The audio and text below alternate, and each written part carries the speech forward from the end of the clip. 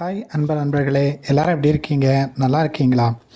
இன்னைக்கு நம்முடைய தமிழக முதல்வர் திரு மு.க. ஸ்டாலின் அவர்கள் சிறுபான்மையினர் மாணவர்களுக்காக வெளியிடப்பட்ட ஒரு அறிவிப்பை தான், அதாவது எஜுகேஷனல் சம்பந்தப்பட்ட ஒரு அறிவிப்பை தான் நம்முடைய சேனலில் நம்ம பார்க்க இருக்கிறோம். ஸோ நம்ம அந்த அறிவிப்பு என்ன, எப்படிப்பட்ட அறிவிப்பு அப்படிங்கிற விவரங்களை பார்க்கிறதுக்கு முன்னாடி நம்முடைய சேனலை சப்ஸ்கிரைப் பண்ணாதவங்க தயவு செய்து சப்ஸ்கிரைப் பண்ணுங்கள், உங்களுடைய ஆதரவை தாருங்கள். அதோடு சேர்த்து கூடுதலான ஒரு அறிவிப்பு என்னென்னா, நாம் தொடங்கி இருக்கிற புதிய சேனல், அதாவது ஹிபா பேரண்டிங் டிப்ஸ் அப்படிங்கிற அந்த சேனலுக்கும் உங்களுடைய ஆதரவு தேவை. அதனால் இந்த சேனலை பார்க்கக்கூடிய நம்முடைய மக்கள், நம்முடைய நேயர்கள் அனைவரும் அந்த சேனலுக்கும் ஆதரவு தருமாறு கேட்டுக்கொண்டு இன்னைக்கு தமிழக முதல்வருடைய அறிவிப்பு நம்ம பார்க்கலாம்.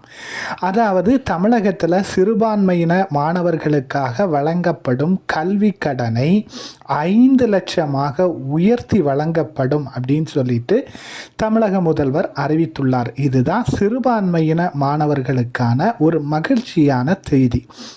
தமிழகத்தில் இன்று, அதாவது இன்றைய தினம் சென்னை தலைமையக செயலகத்தில் சிறுபான்மையினர் நலத்துறை ஆலோசனை கூட்டம் நடைபெற்றது. சிறுபான்மை மக்களுக்கான கோரிக்கை என்ன, சிறுபான்மை நலத்துறைக்கான ஆலோசனை என்ன, சிறுபான்மையினுடைய வளர்ச்சிக்கு என்னென்ன செய்யலாம் அப்படிங்கிற ஆலோசனை கூட்டம் இன்றைய தலைமைச் செயலகத்தில் நடைபெற்றது. அதில் நம்ம தமிழகத்துடைய முதல்வர் மு.க. ஸ்டாலின் அவர்கள் கலந்து கொண்டு பல்வேறு அறிவிப்புகளை வெளியிட்டுள்ளார். அதில் நம்ம சேனலோடு தொடர்புடைய ஒரு முக்கியமான அறிவிப்பு, முக்கியமான அம்சம் என்ன அப்படின்னு கேட்டிங்கன்னா, சிறுபான்மையின மக்களுடைய கல்வி வளர்ச்சியை மேம்படுத்தும் விதமாக அவர்களுக்கு வழங்கக்கூடிய கல்வி உதவித்தொகையை அதிகரிக்க வேண்டும் அப்படின்னு சொல்லிட்டு பல்வேறு தரப்பு கோரிக்கைகளை மக்கள் முன்வைத்திருந்தனர்.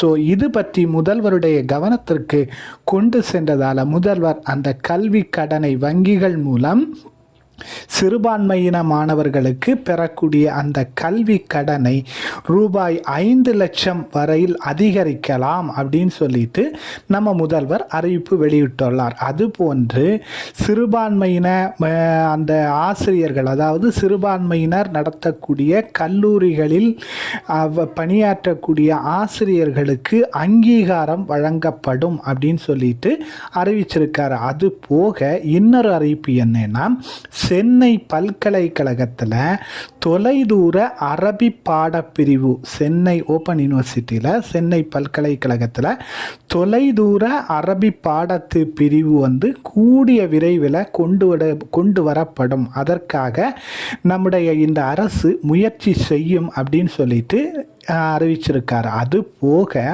இன்னொரு அறிவிப்பு, அதாவது தமிழகத்தில் இந்த காலை உணவு திட்டம் அரசு பள்ளிகளில் மிக சிறப்பாக செயல்படுகிறது அப்படிங்கிறது உங்களுக்கு தெரியும். ஸோ அந்த காலை உணவு திட்டம், காலை சிற்றுண்டி திட்டத்தை சிறுபான்மையினர் பள்ளிகளில், சிறுபான்மையினர் நடத்தக்கூடிய பள்ளிகளையும் நம்ம அமல்படுத்த போகிறோம். 1 முதல் 5ஆம் வகுப்புக்கு மட்டும் சிறுபான்மையினர் நடத்தக்கூடிய பள்ளிகளில் காலை சிற்றுண்டி திட்டம் விரிவாக்கம் செய்யப்படும் அப்படிங்கிற சூப்பர் அறிவிப்பையும் நம்முடைய தமிழக முதல்வர் அறிவித்திருக்கிறார். ஸோ இந்த அறிவிப்பெல்லாம் நடைமுறைக்கு வந்தால் உண்மையிலேயே சிறுபான்மையின மக்களுக்கு நல்ல ஒரு வரப்பிரசாதமாக அமையும். குறிப்பாக இந்த கல்வி கடன் திட்டம் சிறுபான்மையின மக்களுக்கு எளிமையாக கிடைப்பதற்கு அரசு வழிவகை செய்தால் இது ஒரு நல்ல அம்சமாக வரவேற்பு கிடைக்கும்.